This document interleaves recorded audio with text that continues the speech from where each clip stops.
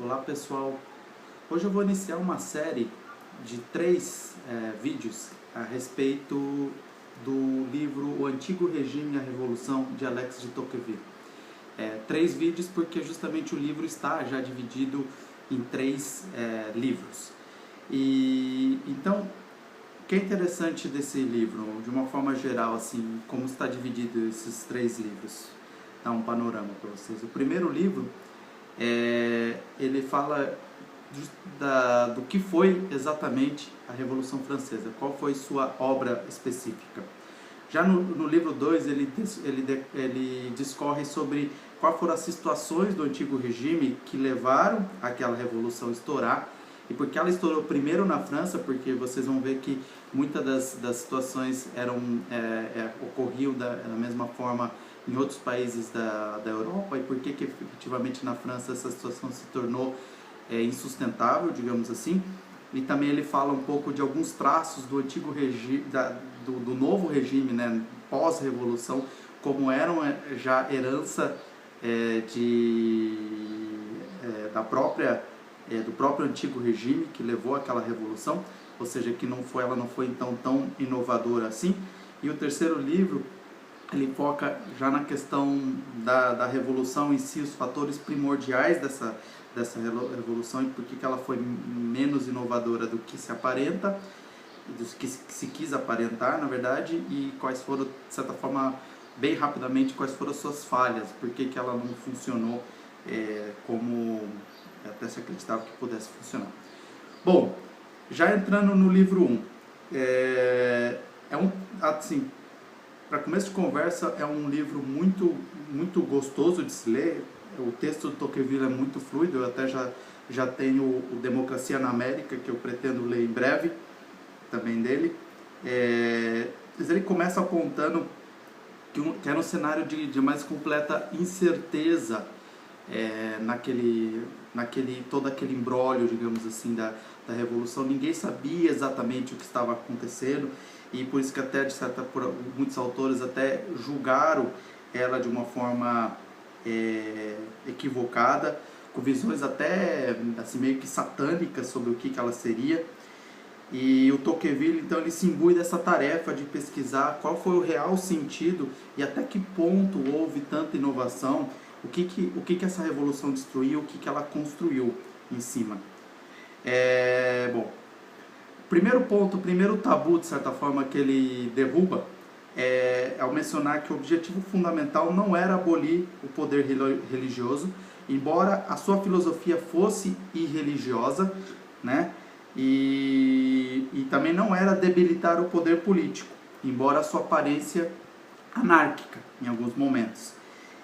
Porque, na verdade, o que ela efetivamente fez foi erguer um poder central que era até mais forte do que aquele que ele destruiu. Então, um pouco de um paradoxo, né? Então, ela teve quem disse que ela ia destruir essa questão do poder político, todo o poder social, que tinha até um viés anárquico, mas na prática ela trouxe um poder mais centralizado, mais poderoso do que aquele que ela destruiu. Bom, ele também traz uma noção interessante, que ele diz que ela foi uma revolução política, mas que procedeu à maneira de uma revolução religiosa. Em que sentido? Revoluções políticas, via de regra, tem uma questão territorial, tem uma questão de uma pátria por trás. A Revolução Francesa não teve isso. Ela teve na verdade, ela aproximou e dividiu homens a despeito das suas leis, tradições, características limpas, porque ela tinha essa filosofia que pensava o homem de uma forma geral, né, por trás. Então, por isso os direitos universais do homem, né? Então ela gerou, na verdade, uma pátria intelectual comum aos homens de todas as nações, que podiam se sentir cidadãos dessa pátria intelectual. Então esse é o paralelo que ele faz, porque historicamente revoluções políticas não têm esse caráter não territorial. Já as religiosas têm. Então o cristianismo, quando se difundiu pela Europa, dominando a Europa, ele foi uma revolução religiosa que tinha esse caráter, né, portanto. Bom, outra coisa, ele também aborda que é interessante notar que toda a Europa possui as mesmas instituições, e em toda parte elas estavam já em vias de ruína, né? Mas depois, mais para frente, no livro 2, nós vamos ver situações específicas da França que levou com que essa situação fosse muito mais insustentável na França. Mas o ponto central é que a Europa era muito mais homogênea do que heterogênea, né? E o que ele fala, assim, um ponto bem interessante que ele aborda, que é a questão que a realeza não tinha mais nada em comum com aquilo que tinha sido na Idade Média. Ela tinha outras prerrogativas, ocupava outro lugar, tinha outro espírito, inspirava outros sentimentos. Ele usa essas expressões. E que ela estava sendo, na verdade, substituída por uma administração do Estado, uma administração civil, né? Não nobre, e que ela tinha procedimentos e preceitos que homens da Idade Média não conheceram e desaprovaram, ou desaprovaram. Então, assim, é muito interessante essa análise dele aqui, porque quem estuda um pouco a Idade Média, embora alguns tenham essa visão de uma Idade das Trevas, não foi Idade das Trevas coisa nenhuma, e a nobreza, ela tinha um sentimento, assim, de ser efetivamente quem olhava pelo seu povo ali, aquele povo que frequentava, que era membro do seu terreno, do seu pedaço feudal. Então ela tinha essa missão de ajudar até as pessoas, era a quem as pessoas, o plebeu, recorria, era a nobreza em uma situação de necessidade. E isso não era mais o caso da nobreza aqui, nessa situação. Ela já tinha perdido toda essa prerrogativa, ela já tinha outras, e já adiantando um pouquinho do livro 2, que a gente vai ver que foi uma situação particular da França, que a situação ficou, que tudo ficou muito insustentável, é que a nobreza, ela tinha uma série de privilégios, e somente, ela já quase não tinha mais obrigações, quase não tinha mais deveres. Toda a administração tinha sido substituída por uma administração civil, porém, ela tinha uma série de privilégios. Obviamente que isso não era legal, o povo não achava isso legal, né? Mas qual foi, então, para fechar, a obra específica da Revolução? Então a gente já falou, não era anular a soberania das crenças religiosas, nem perpetuar a desordem e a anarquia, mas sim foi o quê? Aumentar a força e os direitos da autoridade pública, com base sim numa questão interessante, que é a igualdade de condições entre os homens, mas na prática foi um centralismo político muito forte. Então é a origem, de certa forma, de todas as teorias esquerdistas de um Estado forte, é a Revolução Francesa. Então Tocqueville toca na ferida aqui. E ela destruiu tudo que decorria das instituições aristocráticas e feudais, porém, ela inovou muito menos do que se supôs. Então esse é um ponto que ele já deixa claro. Ela não foi fortuita, no sentido que, embora pegou sim de surpresa, né? Mas tudo aquilo, cedo ou tarde, ia acontecer. Aqui antes, ali depois, mas tudo aquilo naturalmente iria acontecer, porque aquelas instituições feudais, elas estavam em ruína. Mas o ponto central é que a Revolução Francesa trouxe isso de uma forma muito abrupta, e foi um esforço convulsivo e doloroso, nas palavras de Tocqueville. Então, por isso que ela teve uma série de perspectivas não interessantes, por isso que ela teve um totalitarismo, aí teve um enforce muito forte das suas filosofia e das suas prerrogativas.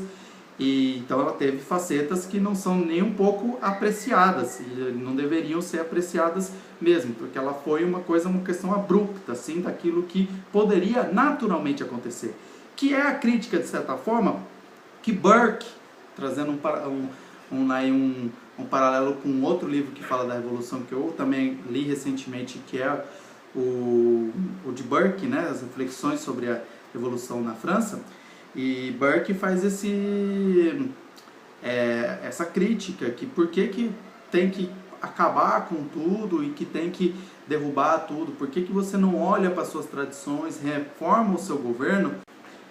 Então Burke faz essa crítica, né, à Revolução Francesa, mas de certa forma porque ele não entende, segundo Tocqueville então faz uma crítica ao entendimento de Burke sobre a Revolução, é porque existiam situações muito diferentes na Inglaterra e na França. Então, como até eu vou falar quando entrarmos no livro 2, na França a nobreza tinha uma série de privilégios e nenhum dever, enquanto na Inglaterra os nobres, a nobreza tinha nenhum privilégio, era cada vez mais dado o privilégio, à medida que a Inglaterra se reformava, ela dava mais privilégios, na verdade, para quem tinha menos condições, e a nobreza tinha nada de privilégios. Isso foi dado em troca, na verdade, por ela manter o rumo político. Então, na Inglaterra, a nobreza trocou continuar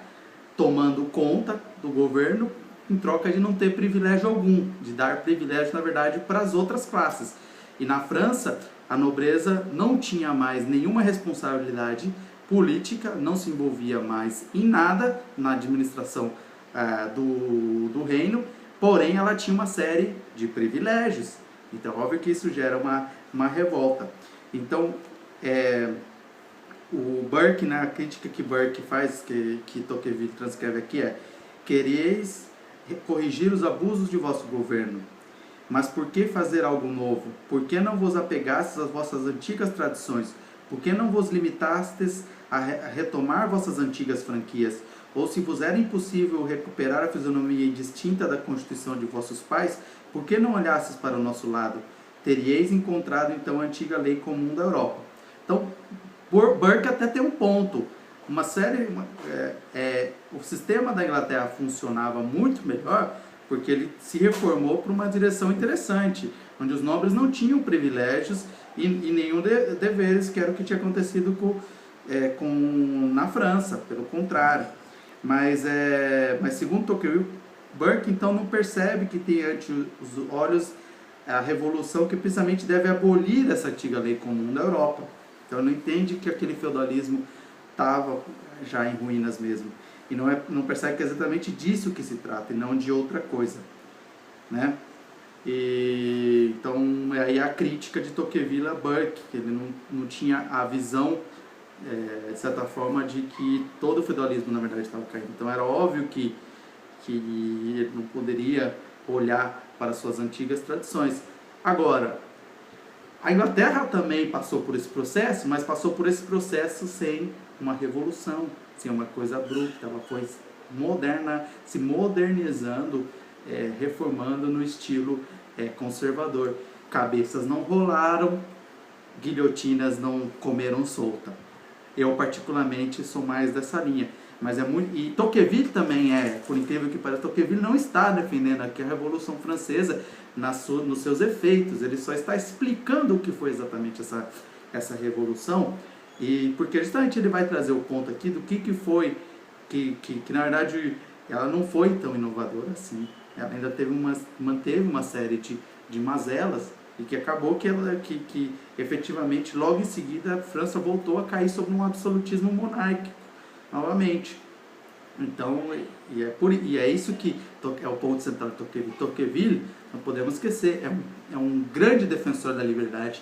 O Sua Democracia na América, ele faz verdadeiras cantas áureas do sistema implantado naquela colônia, nos Estados Unidos, um sistema que é um sistema de representatividade, de subsidiariedade, o que deve ser feito no nível individual, no nível local, regional, etc. O governo vai diminuindo o tamanho da responsabilidades da administração pública, ela diminui, na verdade, à medida que você está em um nível maior. Não há um centralismo, pelo contrário, há a descentralização.